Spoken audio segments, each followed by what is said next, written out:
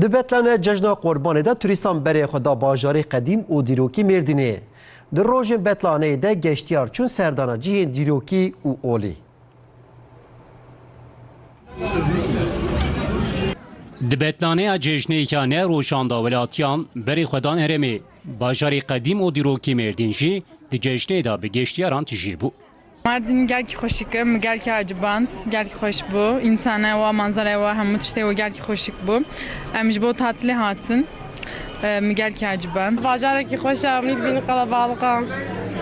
Hoş yani mi çok görünmüyor. Şalı koy göre daha çok görün var taraf tarafa görün. Lariye din midyata dîrokî jarikê geşt û gerê ve ciyekî taybet e. Midyat bajarekî wisayek û têda jî gelek dînan însan bi hevdûra bi aramî dijîn.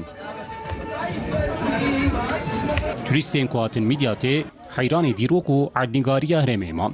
Bırakış derken var Midyatê. Memleketê me, toprağê me mecbur me werin. Tu derwek memleketê me re xweş tuneye. Em li Mêrsînê hatin, Mêrdîn pir xweş e. Çikî yani filma berê li vira dişe ew dibû. Yani pir xweş e film Midyat xweş e, Mêrdîn pir xweş e. Hem tahtîle Midyatê gelekî zaf xweş e. Me zaroka malbata xwe aîla xwe manî me gomên Midyatê bigerin. Em ji benavî hawiya em hatine venvera. Esnaf û welatiyên herêmê jî ji hatina turistan kêfxweşin û dixwazin bêtir geştyar bên li herêmê bigerin. Haydiye yoğunluğa me hebû, valla insan pir hebû. Özellikle ji derve yerli yabancı pir tê tercih dikim Mêrdîn. Mêrdîn hoş yani. Karabalık hebû elhamdülillah çok şükür.